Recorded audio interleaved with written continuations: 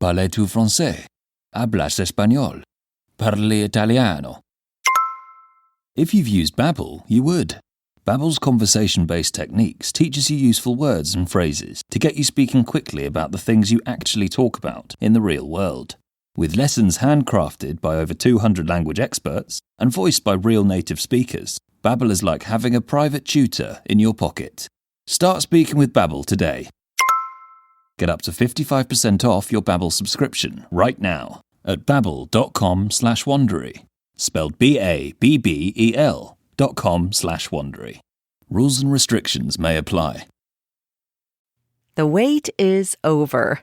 Dive into Audible's most anticipated collection, The Best of 2025, featuring top audiobooks, podcasts, and originals across all genres. Our editors have carefully curated this year's must-listens, from brilliant hidden gems to the buzziest new releases. Every title in this collection has earned its spot. This is your go-to for the absolute best in 2025 audio entertainment. Whether you love thrillers, romance, or nonfiction, your next favorite listen awaits. Discover why there's more to imagine when you listen at audible.com/bestoftheyear. Warning. On this podcast, we take the cases seriously, but not ourselves. Although, we may attempt to lighten the mood at times. Our episodes contain graphic descriptions that some listeners may find disturbing. Listener discretion is advised.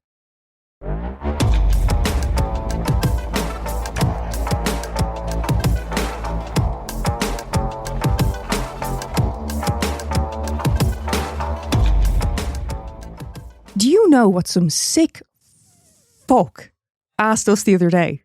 Oh yeah, wait till you hear this one. Again, some sick fuck asked us. It was like a morbid, which would you rather? Yeah? It was an impossible one. Well, that's the point. He set us up. So the question was, we were talking about egging, right? And the question was, would you rather engage in a sexual activity with a dead body? Necrophilia. Or would you rather have to wear the skin suit? Now, to me, it's a pretty obvious answer. I would rather wear the skin suit than engage in any type of sexual activity with a dead body. Yeah, but where it gets a little bit tricky, the skin suit, part of that is you have to make it yourself. Yeah. You see what I mean? So it's not even just like I'll put it on and, you got to create it. But getting in the suit, you're in it. Yeah, you're looking at it's the very kind of intimate thing itself. Yeah. It's very involved. So like the way I looked at it, I might be wrong in the way I said it, but I was like, so it's either your whole body is in it or just one part of your body is in it. Yeah, no, it's the sexual side of it. I can't. Well, just shut that out. I can't. No, I can't. I can't do that. That's so far beyond the fucking line for me. So Yeah. I mean, horrified getting asked this question, but to me it was still like, well, I know which I'd rather, straight off the bat. Whereas Neil sat there thinking about it, and I'm like, what is happening right now? Because one is going to be like 30 seconds and the other one is a lot of work. Yeah, you've got to play Goodbye Horses and you've got to do a little dance. Yeah. No, that wasn't actually part of it in my mind. Yeah. That's where I go. So you've got one that's a lot of work and a lot of effort, and then you've got to put this smelly thing on you. Mm-hmm. Or it's like 20, 30 seconds of activity and then you're done. Activity. Yeah. No, I can't get my head around it. But I mean, that is the point of the question. Like my How are you first meant to answer was pick? fucking none. No, but you can't do that. The point is you've got to pick one. You got to pick one. I mean, again, hard one, but I've got to go with the skin suit. It's one of them, when people are like, no, you got to pick one. Right, imagine someone's got a gun to your head. Tell them to pull the trigger. I'm not fucking doing either. If that was the option, yes, I would rather do neither. But, I mean, if I'm to force your hand, you lean towards sexual activity. Are you sticking with that? Did I? At the time, anyway, so I'm giving you a chance. You've had time to reevaluate. Are you going with the skin suit or the necrophilia? Yeah, I think originally I was like, I'd rather just do something what's 20 seconds and then that's it. Mm. Uh, Do you know what? Again, as we quite often do, because we're on different pages here, we'll throw it to the listeners. If you want to answer, but go with A or B. Don't get us like banned on like Instagram. Yeah, and don't be spreading it around. But Neil wants to do necrophilia. No, do. Yeah. So skin suit is A, option A, and sexual activity is B. But it's not. Remember, it's not just wearing the skin suit. You've got to make it. You've got to cut that off the corpse. So it's much more prolonged. You've got to work for at least a few weeks on it. Yeah. Probably months. So really. look at it that way: weeks or 20 seconds. Yeah. So let us know. And shout out to that twisted fuck who asked the question, because we know he listens. Yeah. We appreciate you. Hello and welcome to Hooked on True Crime, the podcast where we unravel the clues, tie up the loose ends, and when no victim becomes a footnote to somebody else's story, with your host, Ali Downey. And Sarah Downey. We record an episode together every week where we talk about all aspects of true crime, but especially the cases that might otherwise fall through the cracks and the stories that might otherwise not be told. We also have some pure dead brilliant banter and mention whatever domestic misdemeanors I've committed that week, such as bending all of your teaspoons. You do that. Hooked on True Crime is a whole lot of true crime stories meticulously researched by Ali. We've interviewed people like Colin Sutton, who were directly involved with investigations, and we've sat down with people like Ray and Vi Donovan, who turned tragedy into something truly incredible with their campaigning for restorative justice. So, if you want more than opinions and hearsay, I bring the facts while Sarah does crochet. Give us a listen, anywhere, anytime, and we very much hope to see you next crime. So, with that out of the way, what have you got for us today? Well, Neil, today we're going to be talking about Charles Albright, also known as the eyeball killer. No. Why? Why? Well, no, I know why. I know exactly why. Why are you doing this to me? Well, I kind of have to do it to you in the sense that you are my co-host. Yeah, so just don't cover it. I mean, unless I was going to do a solo episode, but I think our listeners would really, really miss your participation. Yeah, I bet they would, yeah. I promise you it's not too involved. The title leads you to believe it's going to be, in terms of details, it's fucking horrific what happens. But in terms of the details I'm giving you, it's not going to be too graphic. Yeah, I bet. Not too graphic for you. Yeah. My toes curled when you said eyeball killer. I'm not saying it's going to be a walk in the park, but I think you'll be able to manage it. And also, straight off the bat, you kind of know what you're getting into. Well, I already know after this I'm putting Lion King on. I already know that's happening. No, actually, I might go Land Before Time. I haven't watched that in a while. Charles Frederick Albright was born on the 10th of August 1933. At just 3 weeks old, Charles was adopted by Fred and Dell Albright. The family lived in Oak Cliff, Dallas. Fred was a grocer and Dell was a stay-at-home parent. Dallas is in Texas. Dallas, Texas. No, I'm telling you. No, I know. Oh. Yee-yee. And well, all why that. didn't you say Dallas, Texas? Yee-haw. Because I was saying Oak Cliff, Dallas. I think most people know Dallas is in Texas, no? Some might not. I don't know. Well, I'm glad we've cleared that up. Now, Dell was said to have deeply loved her son, but was strict in her approach to parenting. Her? Yes, Dell. Dell? Yes, Dell was his mother. Dell is short for Derek. Dell is short for Derek. Yes. So, Del boy on fucking Only Fools and Horses. Dell is short for Derek. You don't think Dell could be short for Adele or Della or what have you? Oh yeah, it could as well. Delphine. What? Delphine. Not a drug. I don't think so. Also, if Dell was the father, did you think that Fred was the mother? I'd forgot what the other name was. Anyway, deeply loved her son, but quite strict in her parenting. Usually were back then. She desperately wanted the best for Charles, and this meant keeping him healthy, well-educated, and out of trouble. Unfortunately, her behaviour veered towards compulsive and overbearing. She was terrified that he would become ill, specifically worrying about polio. She always kept her son well groomed and changed his clothes multiple times a day. Fucking, they had money then. They were well enough off. They weren't rich or anything like that, but they were okay. She was careful about his diet, even keeping goats in the garden for milk, as she felt it was a healthier alternative to cow's milk. Is goat's milk fattier? I think goat's milk is higher in nutrients, Oh, okay. but that's not to say that, there's anything wrong with cow's milk. Yeah, I don't know, I'm not a fucking dietitian. I love milk. So do I. Like, everyone takes the piss out of me at work if I go and get a glass of milk. And it's like, what's so funny about it?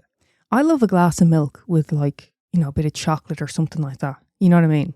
Brownie, maybe. On its own. I don't understand people having a glass of milk with dinner. That doesn't really, it's too, the dairy drink, I can't be doing that. No. No. Might be because I missed the tit. I don't know. She was militant in her rules and expectations, one of which was that he learned to play piano and ensured that he practiced before school every day. If he were to not finish his meal, say, he would be severely punished for this. If he didn't want to take his nap, Dell would tie him to the bed. He had a strict bedtime of 8 p.m, even as a teenager. See, I couldn't manage that. You'd miss the bill. Can you think of anything worse? Well, yeah, so when I was a kid, there were certain TV shows, right? I guarantee, especially people who grew up in Britain, will agree with what I'm about to say. Heartbeat, The Bill. I'm trying to think what else. Heartbeat and The Bill are the ones what are standing out to me straight away. They were like, when that comes on, you're going to bed. Once that's finished, you're going to bed. It was so during the week, you'd have your soaps at like 7, 7:30. And then the double bill, when they come back round at 8:30. Yeah, but then you'd have like Heartbeat or The Bill. I can't remember. I think The Bill, and then when The Bill finished, I think Heartbeat took over that slot. So Always it was hated... like, when that finishes, you're going to bed. Never liked either of those shows. Thought they were both shite. Well, clearly got no taste.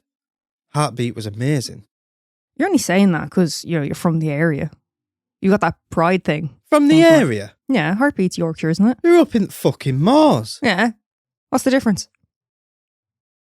Okay. It's all out in the shticks, isn't it? Oh, yeah. Yeah. At one point, Charles began to suffer from headaches, and because of this, Dell insisted that he wear glasses, although Charles had perfect vision. So clearly there are some issues here, but the positives she did try to instill in her son were good manners and respect for women, particularly in regards to sex, although she may not have gone about it the right way.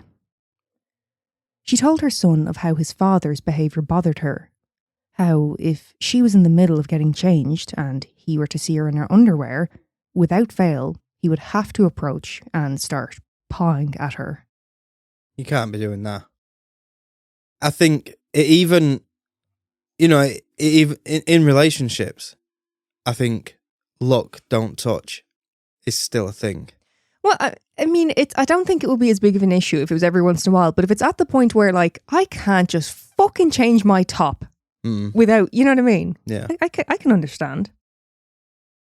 When Charles got to the age where he was starting to date, Dell would insist on driving him and his date.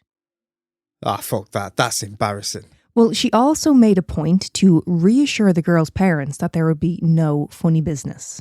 No heavy petting. No heavy petting. I love that term. Do you know I had a lipstick that was called Heavy Petting? It was a MAC lipstick called Heavy Petting. Well done. What do you mean, well done? I didn't come up with the name. What did you get that one for? It was lipstick, so to put it on my lips. No, I know that. I didn't think you were going to put it across your forehead. But what were you I mean, why asking did you me? go for one that was called Heavy Petting? No, Because you I thought like. it was clever. No, I like the colour. That's kind of what I'm looking for with the lipstick and Oh. the finish of it. What was the colour? It was kind of like a dark nude, I believe. I can't remember. It was years ago. A dark nude. Yeah, you know, like I wear quite a light, the creme de nude lipstick, which is, you know, peak. Yeah. That's my ride or die. Yeah. If I remember, maybe was it a pink? It might have been more of a pink. This isn't really relevant. Why are you asking me this? Well, actually, sorry, I don't want to keep going off topic, but now you've But you're now you've got me going. Right. Yeah, I've only just realised this. So, only yesterday, when you were doing your makeup, I said to you, why don't, because you'd put lipstick on and then you'd put fucking lip gloss on over the top of the lipstick. Mm-hmm. And I said to you, why don't you, when you do what girls did when I was at school, girls would put the foundation on and then smear it across the lips, and then they put lip gloss on. Why don't you do that? And you like curled your lip up at me and said, "Don't be so fucking ridiculous," and all this. But nude lipstick is the same colour as foundation, so no, why it's don't you not. just... No, it's not. And also depends on the person's skin tone of what nude is to them. Now, admittedly, I'm the same skin tone as an uncooked chicken, Fucking jellyfish. but that's besides the point. Okay. That's beside the point. I know I said besides. That's beside the point. And also, like I said to you, because you started questioning me on how I do my makeup, and I said, look, I understand, not to the same degree as the early 2000s, but sometimes a little bit of foundation over your lips to bring down the skin tone of your lips. But overall, I want to use a nude lipstick. I still want a little bit of, the colour of it, or the sheen, or the, whatever the shimmer that's in it. Okay. There's different finishes on your lipstick. Okay. Well, we'll clear that up. Have a bit of that. Okay. So let's get back to them on the date. Yes, so by now it's not hard to imagine that Charles would have had these fairly conflicting views of his mother. Overall, she wanted the best for him. And you can certainly understand how once you've adopted a child, particularly if it's the case that you yourself have struggled to conceive, she would be incredibly protective. Yeah. But again, she may not have had the best approach, and her behaviour could easily be seen as overbearing and controlling. One activity that Charles and Dell did bond over was taxidermy. They were said to have collected dead animals that were found within their neighbourhood, such as squirrels or birds. Although Dell was a very frugal woman who did not want to make what she would consider unnecessary purchases, one of these being the false eyes for the taxidermied animals. Nope. I know exactly where you're fucking going with this. Where am I going? So she was using eyeballs from the animals and keeping them in the fucking taxidermy. And this bastard, he's going to murder people and put their fucking eyeballs in animals' fucking carcasses for taxidermy. Is that where you're going with this? No. Oh, okay. That'd be a sick killer though, that, wouldn't it? Yeah, it would. That's a Criminal Minds type shit. Oh, I think they were on Criminal Minds.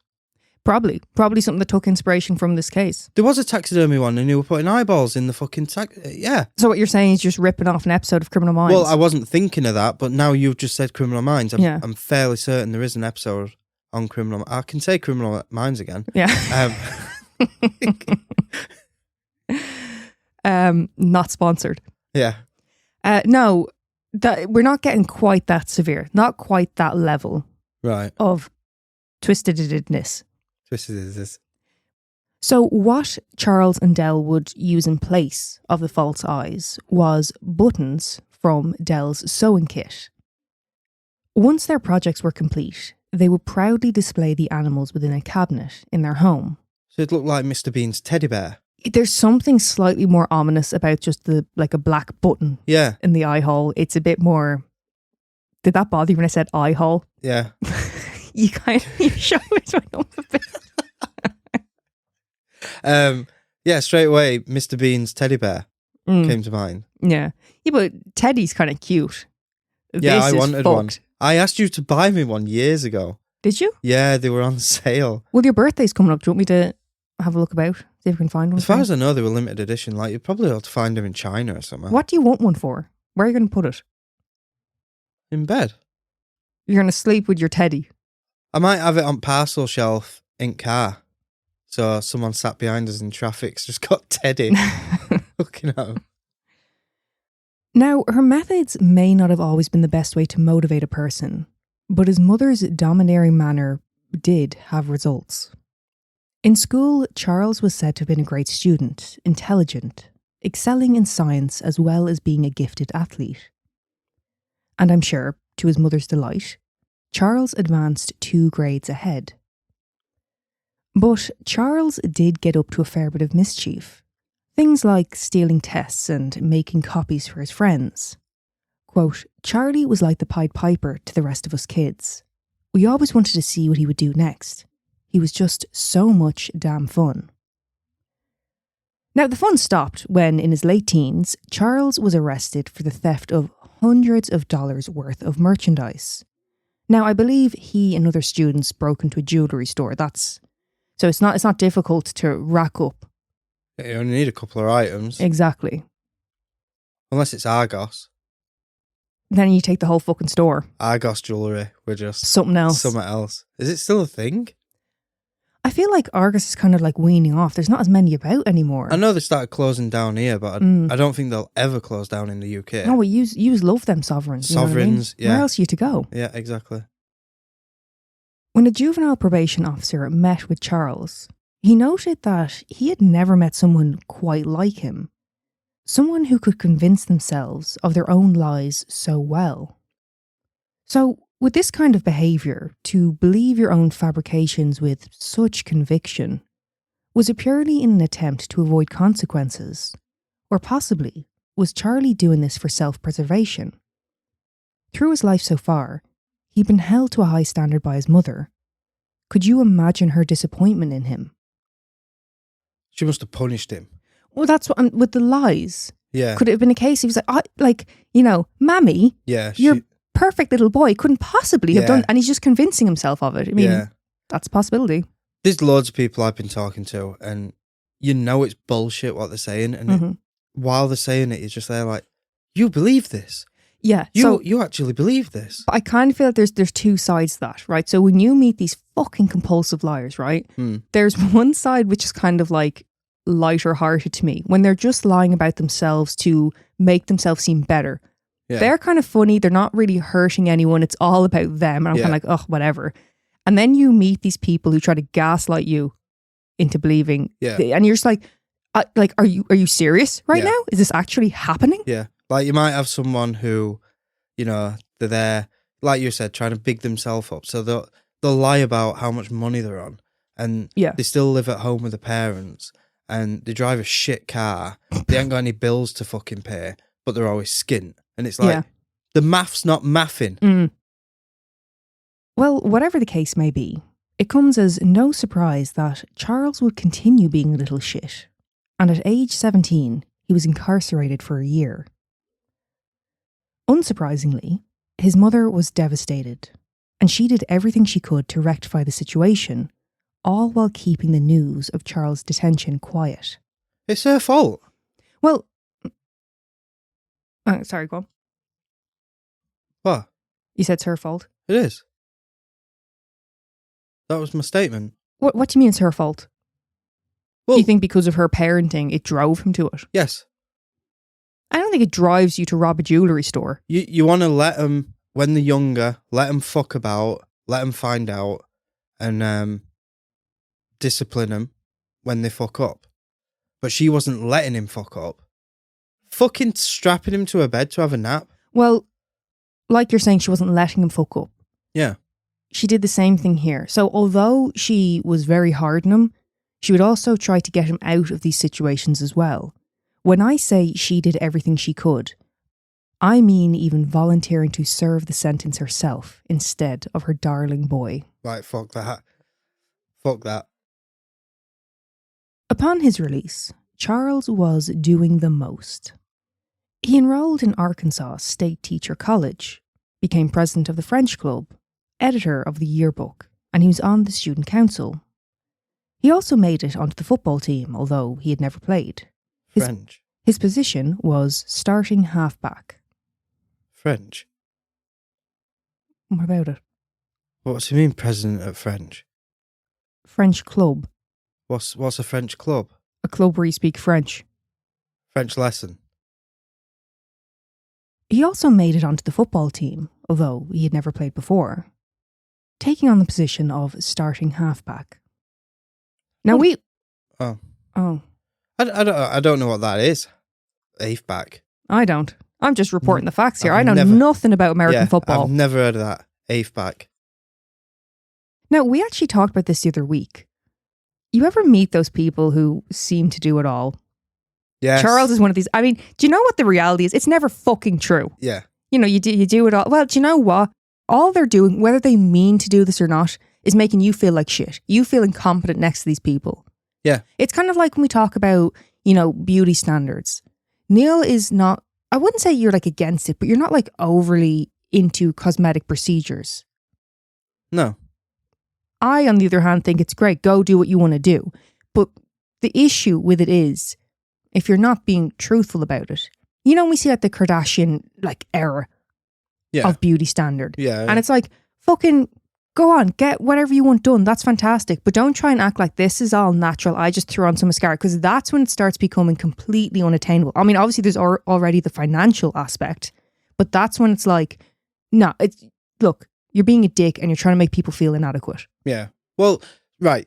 Just before you move on, before loads of female listeners come at me in the comments, I'm not against cosmetic surgery. It's right. Loads of females come at you. What's wrong with that? Why do you think a lot of women are going to come at you? Well, it's the beauty industry and that, innit? Yeah, the ones who are targeted by it, the ones who understand it. So if anything, they're going to be more like, yes, Neil's speaking for us, surely. Oh. I would have thought. Well, what I was going to say is I'm not against cosmetic surgery. It's, right, you just brought up Kardashians. They spend millions on their face. Wouldn't you say? Among other things, yes. Yeah, but let's focus on the face. Okay. Yeah, so they spend millions on their face. Eyes up here. But then you'll have someone who lives in Bradford on a council estate who's saved up 10 grand and they're like, I'm going to get my face done. And then they come out looking worse than when they went in. No, but that's your opinion. That's where I get annoyed with you. Well, no, it's fact. No. This is where I get annoyed with you when it comes to cosmetic procedures, right? When we've all seen someone who's gone a bit too far with fillers and what have you. Yeah. You know, I get that. But the problem with you is when you, I mean, again, like I said, you're not as bad as you were, but you used to be like, oh, I fucking hate all that shit. Well, and I would used to say to you, well, hang on now. There's quite a few, say, celebrities that you've gone, they're stunning, they're gorgeous. And I've gone, they've had so much work done just because they have more money. Yeah. But then there's also celebrities who've got more money. Right. Listeners, Google Leslie Ash before and after. When she was in Quadrophenia and then when she had surgery. Why are you coming for her? Well, put it this way. It's not money well spent. I'm just, like, I mean, I know I named the Kardashians, but like, come on.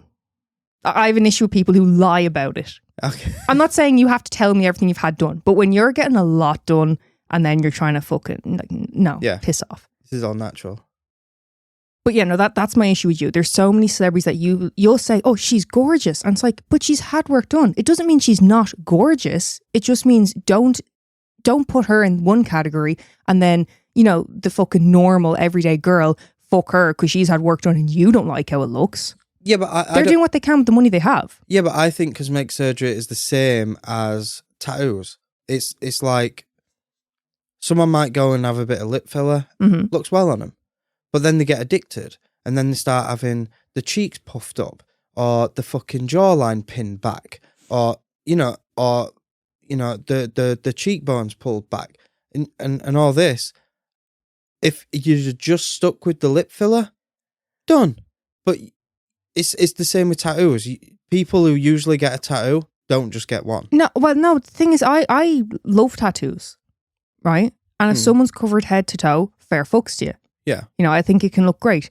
But on that note, I've seen some tattoos and they are fucking dog shit. Yeah. Yeah? But that's my opinion and I keep it to myself. Whether you have 1 tattoo or 200 tattoos, me personally, it's like you go somewhere, you make sure it's a good artist. But the amount of, particularly younger people I'm seeing nowadays, and the fucking tattoos are brutal, but they think they're really good. So, And it's like, why are you paying for it? Like, they're terrible. I'm sure our listeners are going to enjoy this one. When I first moved to Ireland, I was going to get a tattoo. I wanted to get the Henderson's relish, which is a condiment made in Sheffield. I was going to get the barcode from the label tattooed on the back of my neck, and then it's say made in Sheffield underneath. Mm-hmm. And I was Awful. dead serious. No, but that's just a tacky tattoo. What I'm talking about more so is, right, you know, like prison tattoos have got really, really popular in more recent years. There's not as much detail and it's not as time consuming. There's not as much shading, the whole thing. The whole point is that's a more simplistic tattoo. Yeah. Completely get that. But I'm seeing a lot of tattoos where they need the work put into them, but there just isn't the shading and the level of artistry that you were previously seeing. And people go, oh, look, this is so dead. And it's like, it's fucking shit. Like, but again, I'm saying that to you and our listeners. I'm not saying to the person, it's none of my business. Same way a girl with lip fillers that I think maybe she's put a bit too much in, it's not for me to say. She may love it, but Neil is going to tell you what he thinks, apparently. Anyway, back to Charles. Charlie boy. He's doing the most in Arkansas State Teacher College. And while in this school, one of Charles' friends had actually broken up with his girlfriend. And so he threw out all of the pictures he had of her. So, do you know what old Charlie boy decides to do? Go on. He retrieves these photographs, cuts out the eyes, and tapes them to the ceiling of his friend's room. What? Charlie. What? That's so Charlie. Okay. It was based just being a dick. Like, I think it was kind of like you can't get away from her. Her eyes are following you everywhere. Yeah. But it's the eye thing again. And it's kind of like, Charlie. All right. Anyway, moving into adulthood, he settled down somewhat, marrying Betty, his college sweetheart, and they went on to have a daughter together.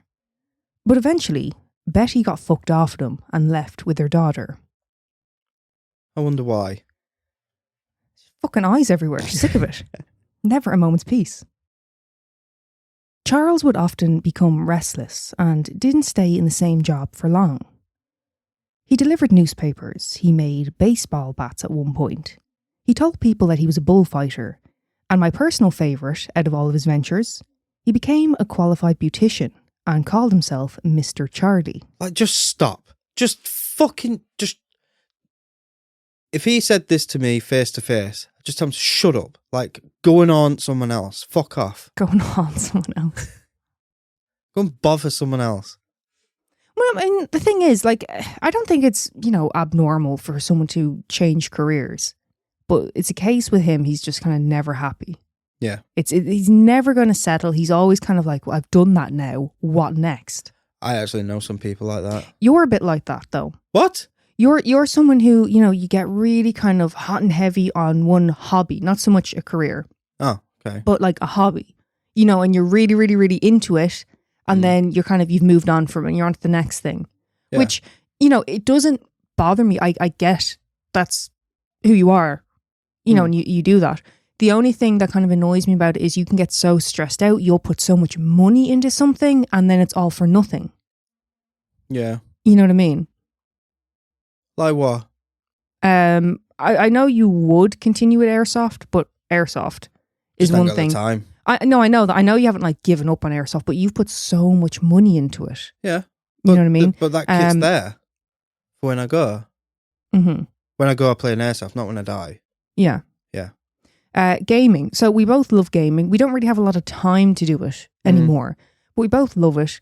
You will put so much time and effort into that. And I'm not saying it's for nothing, but you start to forget about everything else around you that you need to do. Yeah. That kind of way. Like a lot of the time I'll say to you, you need to kind of organize and have a schedule because you struggle to stick to it. But you always say to me, I hate a schedule. I'm like, but you have to get stuff done. Yeah. You I'll know? rebel against the schedule. Yeah, we'll have so many arguments because you just refuse to do shit. Like, remember that time I asked you, I can't remember what it was. I was in the middle of doing something. You're like, do you need me to help? Do you want me to do something while you're whatever? Yeah. And I said, yeah, I can't remember what it was. I said, yeah, can you take the bin out? And you went, yeah, grand. So you sat down with a photo album and started putting the photos together. It's just like grand, but could you also do the bin? Bin never got done. I did the bin or whatever it was. Charles was also an artist at one point, and someone he knew had commissioned a painting of his wife from Charlie. But Charlie was taking his time with this painting, and after a few weeks, the man asked Charlie what was taking so long. Charlie reassured him that he was almost finished. He just had one last detail to complete. The eyes. Of course. Knew that would come in.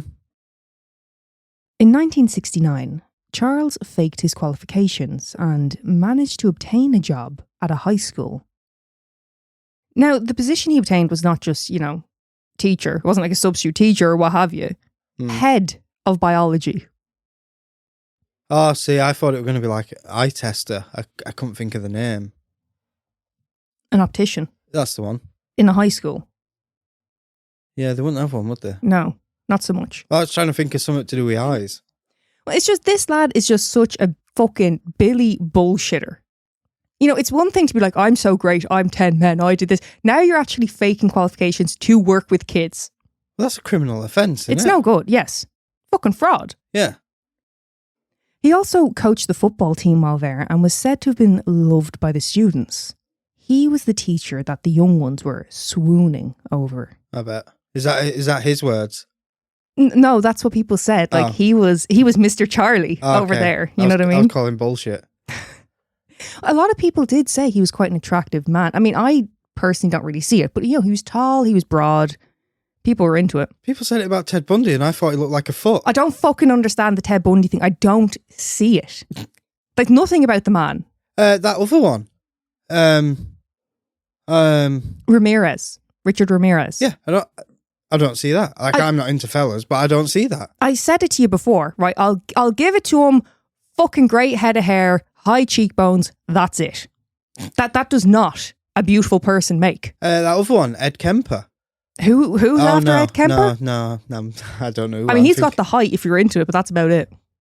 He hasn't really got a chin, has he? No, not so much. And then he's got like the turkey thing. I don't know what you call it. Glandular? Is it glandular? Is that what it's called? His neck.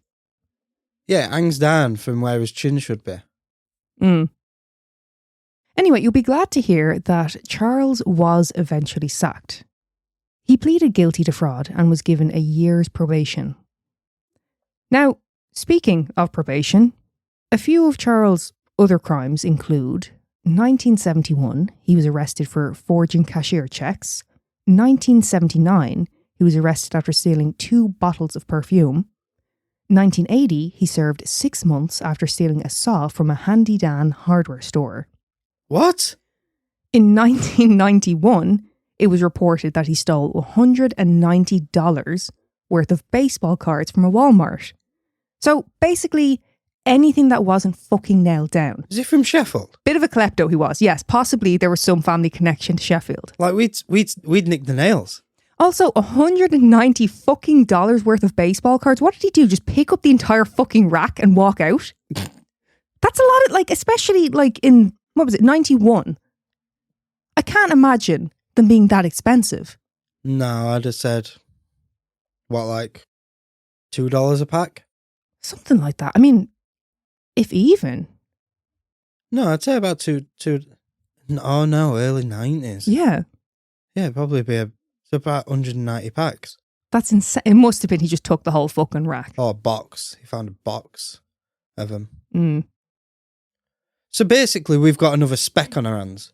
Kind of, yeah. It's just all up. He just keeps fucking doing shit. I can't keep up. In the late 70s, Charles became an active member at the St. Bernard's Catholic Church in East Dallas. He sang in the choir and befriended other parishioners. One family in particular, Charles had become especially close with. That was until the day that their teenage daughter told her parents that Charles had been sexually abusing her. No good. Well, her parents did report it, but they wanted to avoid trial, as not to traumatise their child any further. And so the prosecution reached a plea deal with Charles. On the 25th of March 1985, Charles confessed to, quote, knowingly and intentionally engage in deviant sexual intercourse. You see, Charles knew better than to fight this. If he did, he risked being exposed. If he just quietly got on with this, the family were less likely to push back further. For his crimes, he was placed on probation and essentially avoided overall detection. I don't agree with probation. I don't know what it is about this man, but he got probation so many times. And I don't know how with the previous. Anytime he was incarcerated, it was for relatively short stints of time. Like he did, what were it, 6 months for nicking a saw from a hardware shop. Mm-hmm. He did 6 months, so he did more time for that. He's got such a record. Yeah. But somehow he always kind of wangles his way out of it. Yeah. Slimy bastard. Exactly. Not long after this, Charles met an Arkansas woman named Dixie, who had been widowed. On one of their dates, he took her hunting for salamanders. He said it was his dream to find a new species that he could name after himself. Fucking okay, Charles. Bit egotistical, no? Salamander, it's a lizard, isn't it? Yeah. Why does everyone want to name shit after themselves? What is that? Get a fucking life. Yeah, and like that wouldn't work for me or you. You know, say if I found a new species of bird, right, that is the Neil. That's shit. Or the Johnston. Look at that Johnston bird. Johnston works a bit better. Then Gilbert bird. Oh, Gilbert's bird. good. Yeah, Gilbert works. But the Megan. Right, so you'd have Meg. to... Yeah, you'd have to kind of work with my name, the mega something. Do you get what I mean? No, that's not how it works. No, well, I'm gonna. No, but seriously, I really don't get that ego thing. Name it after me. Yeah. Why? Fucking Charles. Moving into the mid to latter years of his life, described by those on his senior softball team as happy-go-lucky with a great sense of humour, not the type of guy to engage in confrontational behaviour. And if there was ever any tension or conflict, they noticed that Charles would always back down. By now he had settled down with Dixie, who he was planning to marry, or at least that's what she thought. As far as his income goes at this stage, he made money from properties he rented, which had been left to him by his parents. Fucking lucky bastard. Well, he wasn't actually making much from this, and Dixie was the one who was predominantly supporting them through her job. How was he not making much? Well, I'm not quite sure what the situation was. I mean, how the fuck, as a landlord, was he not Multiple taking properties. money? Yeah. But the money he did have, he seemed to spend on sex workers. It seems Charles always had a bit of a side to him, but it's thought that he may have started to really unravel following the deaths of his parents. In 1981, his mother passed away of cancer. Their relationship had become strained in later years due to her disappointment in him and his annoyance over her intrusive nature. But Charles still went out and bought a dress for his mother to be laid to rest in. This may not seem like something too unusual or extravagant, but in life, Dell had been incredibly careful with her money, predominantly filling her wardrobe with clothing from second-hand shops. She rarely bought new clothes for herself. This was likely the first time that Charles had seen his mother in a brand new outfit. This is when he's going to spiral. I have just said that. Oh.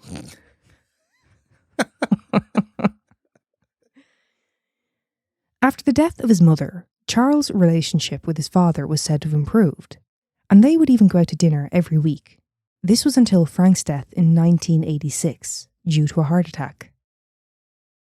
Now, like I mentioned, his inheritance included his parents' home as well as their rental properties, and around $100,000. He decided to keep the rental properties in his father's name, and he and Dixie lived in the family home. So, Not a bad inheritance, right? Mm. It only took Charlie Boy 4 years to blow through this money. Yeah, that's easily done. 100K? In 4 years. Yeah. In the 80s. Oh. You already have a home and rental properties. Yeah, but if And you've got a variety of careers to choose from. Yeah, but if you bought a car, you're addicted to sex workers, they can be a bit costly. And then how many cars did he have? I'm really starting to get the image of why you're not great with money. I don't go to sex workers and I only have one car. Allegedly. $100,000. Yeah. Now, that is, like, nowadays, 100 grand is not that much. But if someone handed to me, you fucking know damn well I'm doing something with that money to better my life. Yeah. That Leave would, me, probably. That would help me so much. Yeah. In the 80s. And you also already got a house and properties to rent out to supplement your income. Mm. And you're saying, oh, it's easily done. Well, a brand What? new... so if he bought top of the range brand new car... Why would you do that? Why would you blow all the money on a car? That's insane. Because he's got it. Meanwhile, Dixie is supporting them in their day-to-day life. Yeah, that's a bit shit. Yeah. Yeah, continue. I'm outraged that you're defending it, if I'm honest with you. Now, I can't tell you exactly where all of his money went. I would assume a portion went on his hobbies/failed ventures. But also the sex workers who Charlie would go to. Some of these women would later say that he would buy them drugs or food, even just giving them cash to keep them going. Mm. They said that he was this charming, sweet, caring man, and then there was this sexually sadistic side to him. One of the women had previously worked as a nurse in a psychiatric unit, and she said that she always felt there was something wrong. With him? Yes. In the 90s, there was high rates of violent crimes in Dallas, Texas. And according to John Matthews, a former officer of the Dallas Police Department, in 1991, they had over 500 homicides in the city of Dallas. In the south of the city, Oak Cliff saw particularly high levels of crime. You know, in this area, it wasn't uncommon for sex workers to operate in the middle of the day. Oh, really? Yeah, because it was kind of accepted Yeah. that there was illegal activity going on. It wasn't as much fear. It was kind of, Yeah. That's the area. Regina Smith, a former officer, said that because of this, she had gotten to know some of the women who worked in the area. And a lot of these women were struggling with substance abuse. So she felt a certain responsibility to look out for them. 33-year-old Mary Lou Pratt was one of the women working in Oak Cliff. She grew up not far from the area. Her family still lived nearby, and she'd been working there for a while. Her family was important to her, and she was wanting to leave sex work. Sadly, on the 13th of December, 1990, Mary's body was found, left by the side of the road. She was wearing just a t-shirt and bra, which had been pulled up, exposing her breasts. She was laid with her arms over her head, and she'd been severely beaten before being shot in the back of the head with a .44 Magnum. Now, I'm not keen on using this wording, but essentially, her body had just been dumped on the road in a residential area. This was not the location of the murder, and clearly, her killer wanted her body to be found. A resident of the area who found Mary was so distressed by the sight that he ran back into his house and grabbed a bedsheet to cover her. Although I'm sure this was meant as an act of compassion, it's also a great way to contaminate a crime scene. Oh, shit. Oh. See, I was thinking, oh, that's nice, respectful. Mm-hmm. I didn't think about that. I mean, it was, he was trying to kind of do right by her, but unfortunately, Yeah. I mean, when the body has already been moved from the location of the murder, the evidence is diminished. So with her body being dumped out on the road, I'm guessing the killer drove up and pushed her out while the car was still moving. I mean, probably didn't just push her out and leave her there because the body was positioned. You know, But it's wanted her to be found. residential, though. Yeah. Yeah. Not the smartest guy when it comes to murder It's a here. risky game, that. Mm-hmm. I feel for this guy, though. Not the killer, the resident of the neighbour, area, yeah. Like I mentioned, police were familiar with Mary.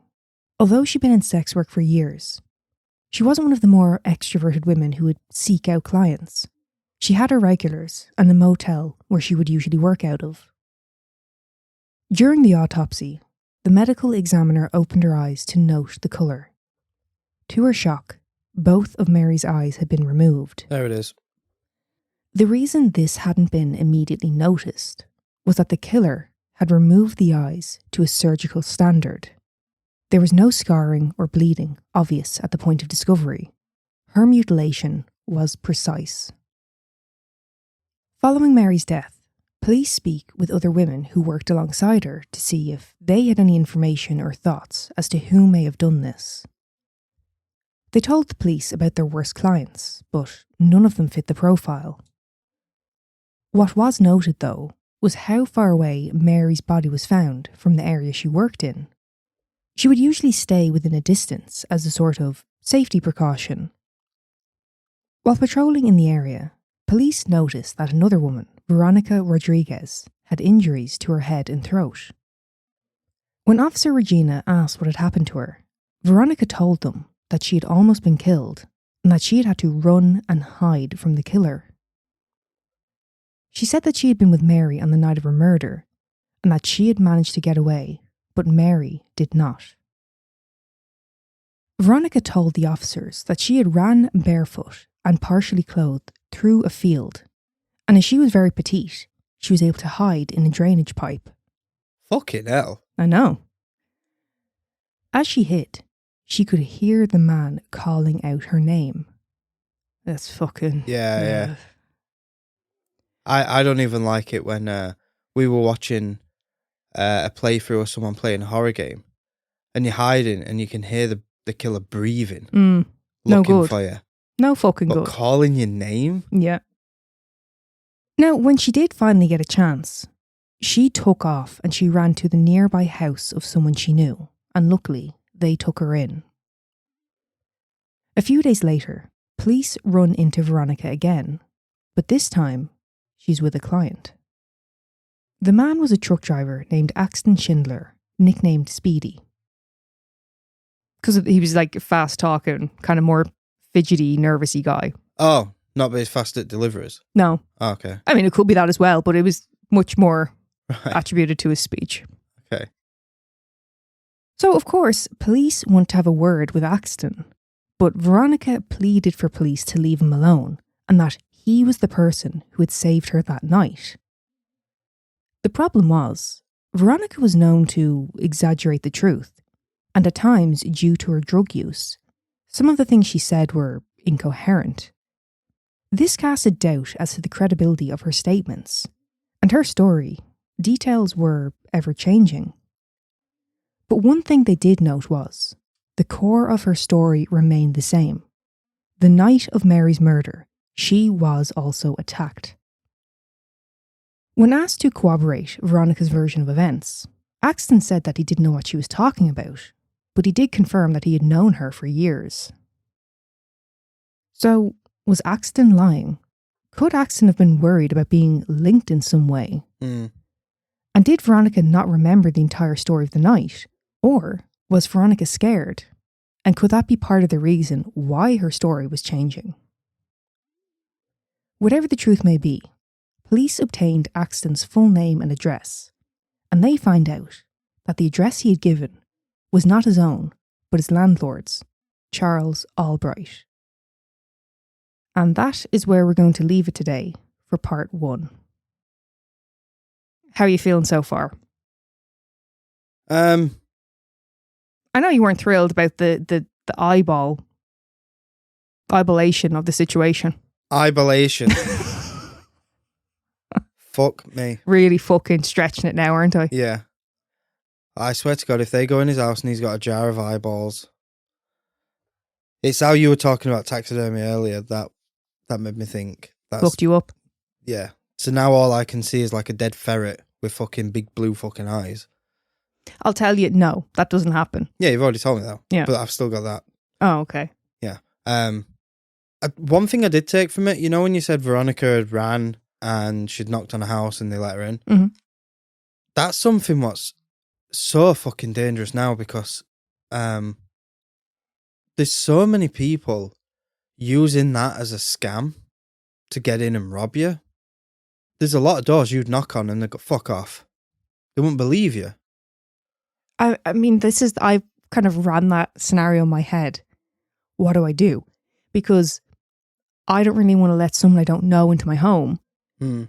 You know, it's kind of like, do I tell them, like, go around the back and I will call police for you? Or something like that? Because I can't let you in, but what if something happens and I've left them outside? I don't, you know what I mean? There's no kind of right answer there. I think for me, and this is male or female, I think I would let him in, obviously. But I'd say, you keep your hands where I can fucking see them. You put your hand in your pocket, I'm having you. Done. Like, if you're coming in my home, I need to see your hands. So, you know, we were kind of talking about, you know, guns in America versus over here. Yeah. You know what I mean? And it's a different ball game. Yeah. That is one, admittedly, it's a more extreme situation and not your everyday occurrence. But that is one of those situations where if you do have a gun, you can let someone in and you have protection there if that was the case. Right. Yeah. But I mean, even allowing for that of you've got the safety, I still don't want to fire a gun at someone. I don't ever want to do that. Mm. You know what I mean? There's a big difference to firing a gun at a shooting range and experiencing it and all that kind of thing to holding a gun at a person. That's, Yeah. you know. I think there's a big difference as well to pointing a gun at someone and pulling the trigger. I mean, there definitely fucking is. I thought I was being a bit poetic then. One is a threat. One is attempted or murder. Yeah. Yeah. One's threatening to harm and one's harming. Yeah. Bit of a difference. Bit of a difference. Well, I can't wait for part 2. Have I reeled you in enough? Yes. Yeah. As long as you don't fucking harp on about the fucking eyeballs. That's... I think you seem to kind of enjoy the episodes when we're kind of getting into a bit of a backstory. Yeah, because like... You can kind of like talk about it and have a laugh about some of the sillier things without, you know, obviously the more darker side of the case where we're just laughing at, you know, Charles being a dick. Yeah. You know? Yeah. So, enough of that. Get on with oddity. The grilled cheese. Okay. You're like, I'm listening. I'm in the mood for a fucking grilled cheese. Are you? Yeah. Is that what you're going to have after this? I think so.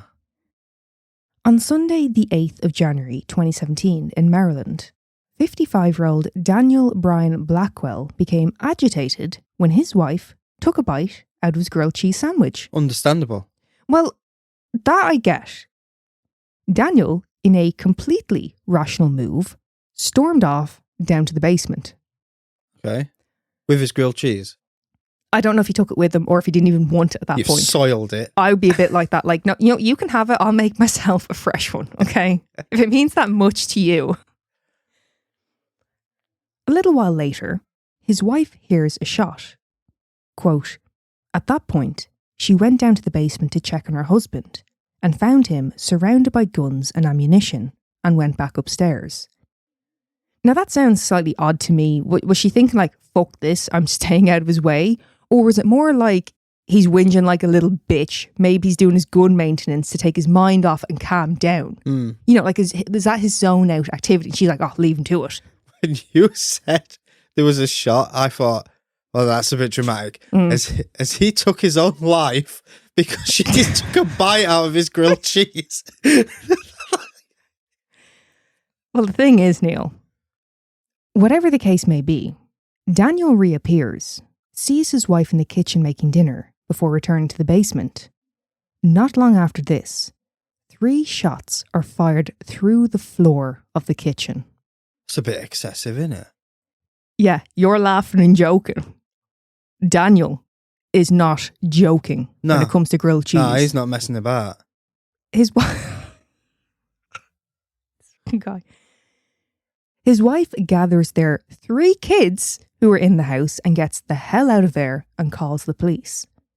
As authorities arrive on scene, they discover that Danny Boy had barricaded himself inside the house and a standoff ensues. And he's got an arsenal. Yes. Fucking hell. I'm not taking the piss here. A negotiation team were also called in, and after 3 hours, Daniel steps out of the house onto the porch. Now, he's not armed, but he is wearing an ammunition holster. So police use pepper balls in order to subdue him and bring him into custody. That's not fair. What do you mean? That's not fair. You've been negotiating for 3 hours. But he shouldn't have had anything. If you see any type of holster, anything, and you know he's got a shit ton of guns, you know he's discharged a weapon. What, you know, as the police officer, in fairness to them, you're going to be a bit on edge. They could have used the rubber balls, like pepper fucking balls. They're fucking lethal, them. Well, they're not lethal. That's the point of them. Well, no, but to your eyes. We're back on eyes. Yeah. I think that's a bit excessive. Do you? Unless they said, remove that slowly and carefully, and if he went, get fucked. He did fire up into a room where his, wife was and kids were nearby. Yeah, but she took a bite out of his sandwich. The police didn't. So What? So you're saying they shouldn't have any ill will towards him?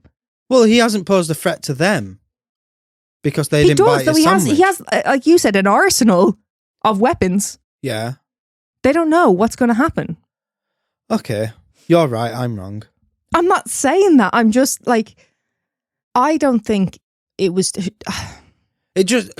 how you've told me... Yeah. There's a standoff and negotiations for 3 hours. And then he has stepped out, as you said, unarmed. Yeah. And then they fired him with fucking pepper spray balls. Mm-hmm. I think that's excessive. Don't you think he should have come out with, I don't mean nothing on, but I mean literally hands up, nothing on, nothing strapped to his body, anything. What's he going to do, throw a magazine at him? But they don't know. They don't know anything. Do you know what I mean? They're just seeing him, they're hoping. 3 hours, Neil. Okay. He's already fired at his wife. Yeah, okay.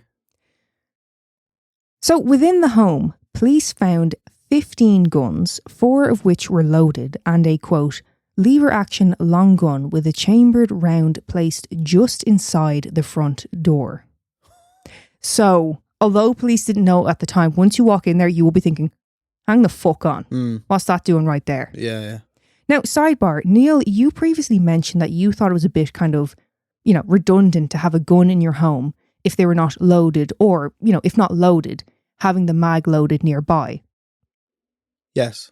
Do you agree that in a case like this, the fact that the guns were loaded should be taken into consideration? He's already fired the gun.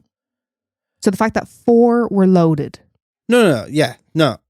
I'm only talking about you've got a pistol in your bedroom, near your nightstand. Yeah. I'm not talking about a fucking arsenal down in the basement. No, There's of no course. need for them to be loaded. No, I understand that. But I mean, in terms of what he's being charged with or what he's going to be sentenced with, do you think that should be like up his sentence? Yes. Okay. They're loaded for use. Well, do you want to hear something else? Something else that's just fantastic. Okay. Daniel was not even allowed to own guns due to his previous convictions. So he's really fucking swinging the lead here. Taking the piss. As a result of his grilled cheese rage-fueled attack, he was charged with attempted first-degree and second-degree murder, first and second-degree assault, reckless endangerment, as well as numerous firearm violations. How long was his sentence? I don't know. Well, inside he's not going to get a grilled cheese. They didn't fuck about, though, with the charges. I'm happy to see. Yeah. They were literally like, fuck you, we're throwing the book at you. Previous convictions as well. Imagine if they'd shown up and just gone, it's just a domestic. Do you know what? Do you know what? There has been some cases where you're like, oh, lads, come on. There you go. I mean, it's not funny. It's fucking horrific. It's traumatizing for his wife and kids. I don't want to fucking downplay that, obviously. But it's the grilled cheese. If it had been like a bowl of pasta, it wouldn't have been as funny. It's the grilled cheese. Yeah, but I could see me going off the deep, not to this extent. No. But if I made the effort of making a grilled cheese and then you delayed me in any way, Mm-hmm. so the cheese hardened and it weren't warm anymore, Yeah. then I'd be like, it's a time-sensitive voices. food. Yeah. Yes. But I mean, I understand that, like, someone taking a bite out of your food, like, oh, fuck me. When we have fried eggs and Neil looks at my egg, like there's nearly a fight. There's nearly hands being fucking thrown. Do you know what I mean? I remember when I first moved over here and we'd made a fry up, and obviously I'd ate mine a lot quicker than Megan had ate I'm a hers. very, very slow eater. And I'd got a bit of sausage left, but no egg. So I looked at Megan and I went, "Can I dip my sausage in your egg?" And she fucking held a fork at me. Yeah, I was basically like a dog foaming at the mouth to fucking teeth baring. I was like, fucking get away from my plate. Do you know what? I will happily make you food. I will even if it's something different to me, I will make you your own meal. I will do that for you. Yeah. But once that's done, don't look at my plate. That's none of your concern now. You've made your bed. Yeah. Well, I'm going to go and have a grilled cheese. Whatever you do not take a fucking bite out of it. Yeah, I fucking know better now.